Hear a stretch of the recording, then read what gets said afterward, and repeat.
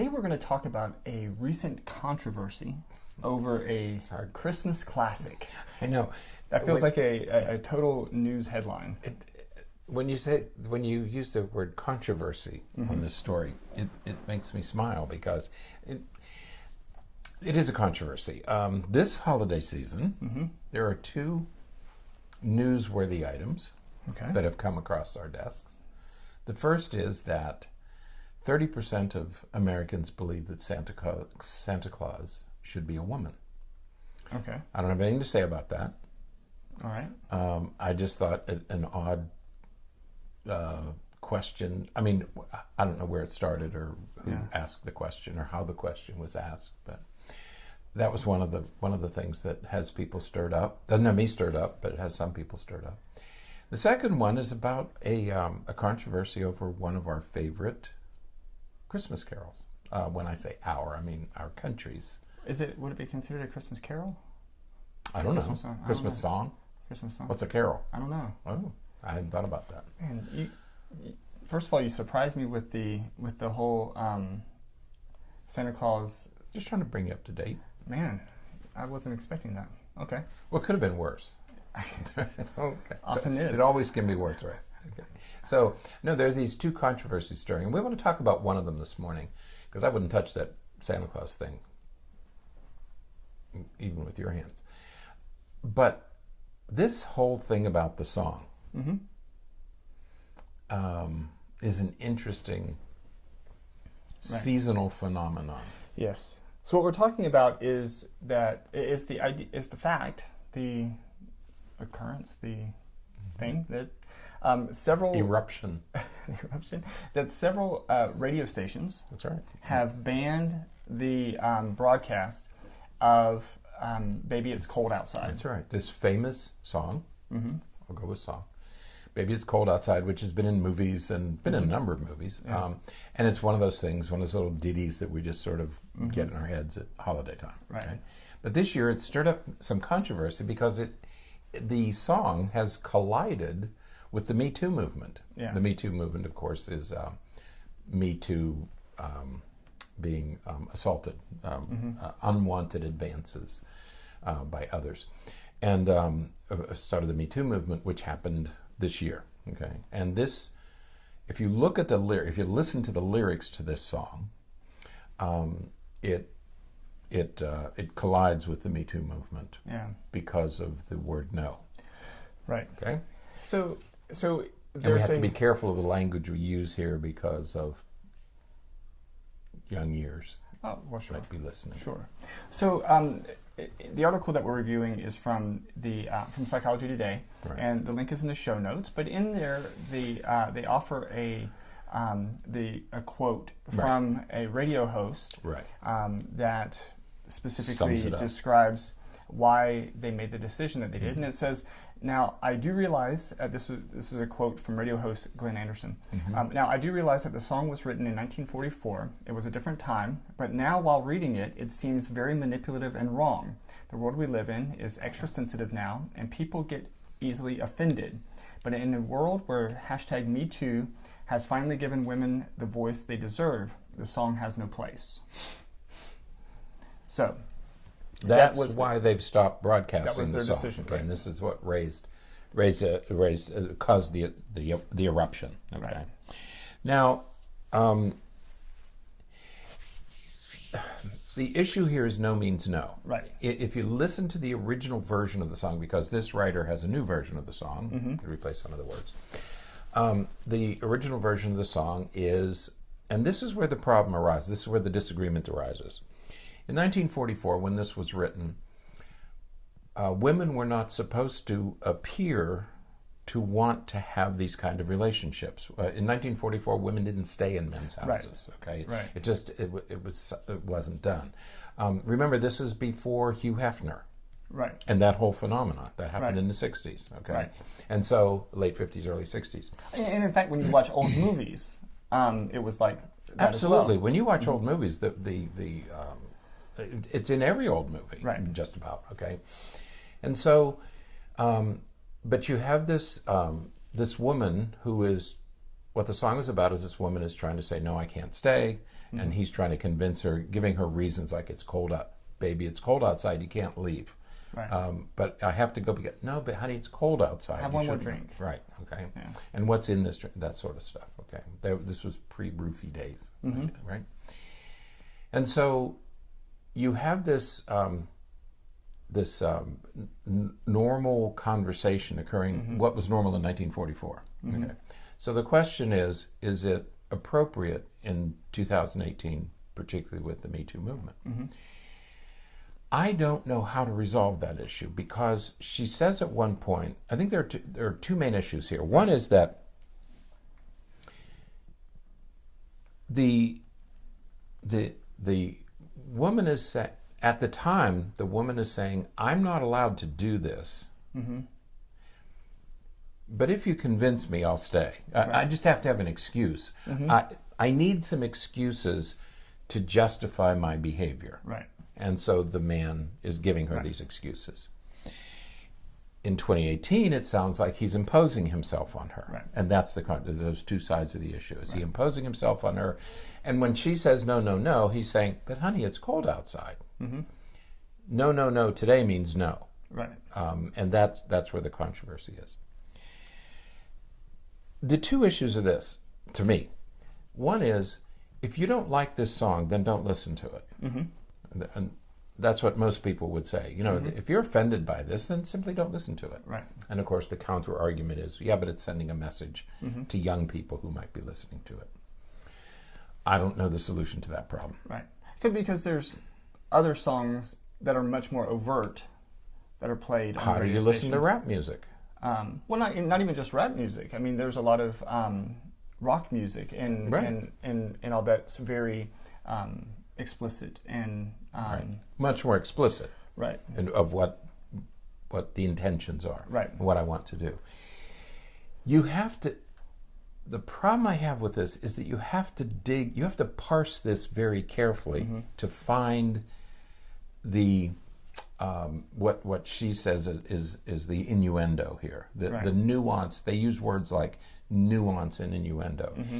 You have to dig real hard mm-hmm. to get that interpretation, that this is about unwanted behavior, right? That this is about rape. Mm-hmm. Okay, you have to go in very deeply and look at each word and say, this is what I think it means. Right. Well, that's your interpretation. It doesn't mean that. Maybe it should mean that to me. But I've listened to this song for more years than I'll admit on mm-hmm. air. Mm-hmm. I've never listened to it that carefully.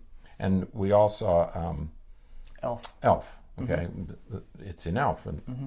I mean, little kids watch it. I don't know that anybody parsed it that carefully and came up with that conclusion. Right. I mean, and so you have to dig so deeply, and you have to parse so carefully, and you have to interpret and reinterpret so carefully. Is that what it really means? Well, to this writer, it means that, mm-hmm. but to many other people, it doesn't mean that. Right. And I think that's where we're going to get into problems. Is it doesn't mean that to most people. Right. Yeah, I think that the challenge is, and this is going to always be the challenge, is that we are, the perspective of, we need to respect the perspective of everyone, right? We try to approach it from that point. Mm-hmm. However, there comes a circumstance, there comes a time, there comes a situations mm-hmm. where, when you're working to acknowledge the perspective of everyone, someone's going to be disappointed because you can't meet everyone's perspective or meet everyone's expectations. That's right. There are going to be 2 or 3 sides to this issue. Right. And whichever you choose as yours, mm-hmm. you're going to offend 2 or 3 other groups. Right. So we attempted to, very informally, but we attempted to collect some information, some data. Right. So we asked women in our lives, mm-hmm. What they thought of the song and what they, what they thought of this movement, of the movement right. and the banning of the song. And I think that it was 100% where they were saying that it's silly that that radio stations are banning the song. That if the song comes on, you don't want to hear it, turn the radio off, right. Or that yes, it could be heard and interpreted in that way, but that is not necessarily the way that everybody interprets it. Right.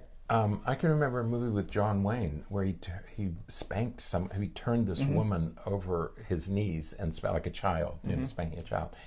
I don't know that anybody has. It may have been discussed. It may that movie. I don't know that it was ever banned.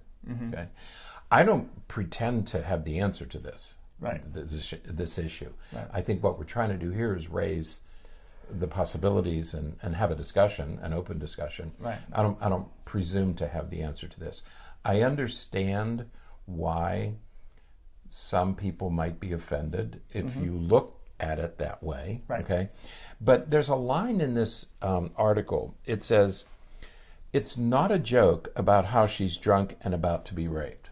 It's not that. That's what the right. But the next sentence is, "It's a joke about how she's perfectly sober and about to have a consensual relationship, and uses the drink for deniability because she's living in a society where women aren't supposed to have that kind of agency." Okay, and so if that's what it really is, then why call it something else?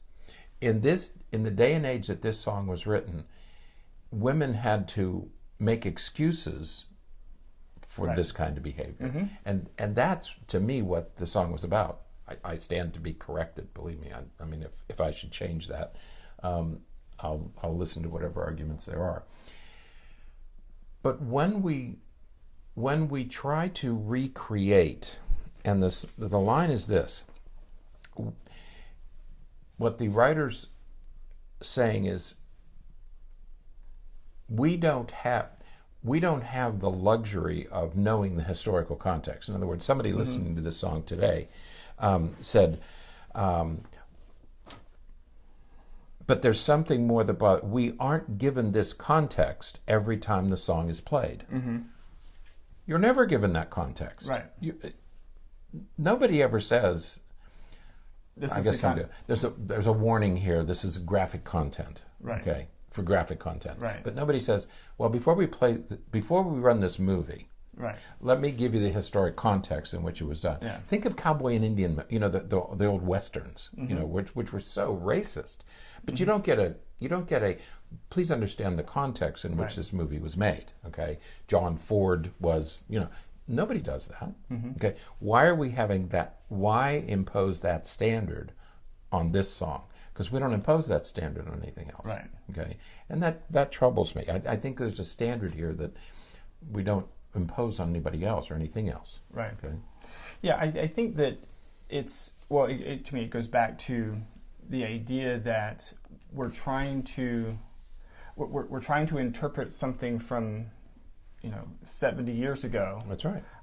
With today's standards, and that's, as you said, that's fine to do that. That's fine to say that the language and the connotation of what was said in 1944 compared to what's said now can be very different. Right. However, perhaps there's a level of information or education or historical context that's necessary, or perhaps there's a level of understanding that's necessary. Right. But I always worry that we have a tendency to overinterpret. Right. We overinterpret things, and I think that many times when we do that, we stretch it so much that we start to distort it. Right. And then it becomes something that it's not. Right. Because we've made it something that it's not. And that's how this has that feeling. Right. Okay. That there's such a deep level of interpretation here on several issues within the song that it kind of distorts and it negates the historic context. Right. And again, holds this song to a standard that we don't hold rock music, rap music, movies, old movies. We don't hold them to that same standard. Right. Okay. And that I found that troublesome. Yeah. There is one point that she makes that I absolutely agree with. and I think it's a wonderful and much needed point. That is to say, we know there are different perceptions, and whose perception matters. And she makes the point that the weakest person, the person with the least amount of power, is the perception that we should consider. And I agree with that. That the person who has no power, we should consider their perspective. Consider, not you don't have to accept it, but I think it should be considered. Absolutely. We should protect those without power. Absolutely. And if you see women as being without power, then we have to at least consider that perspective. And I do agree with that. Absolutely. So we'd love to hear from you. You know, this is a ongoing controversy, and you know, can certainly see points on both sides of the argument. That's right. No, I understand where they're coming from. Right. Where I hate that phrase. I understand why they raised the issue. Right. So, but we'd love to hear from you if you have any additional thoughts or perspectives on that. So let us know. Right. All right. Until next time, stay happy, stay healthy, and forget to be afraid.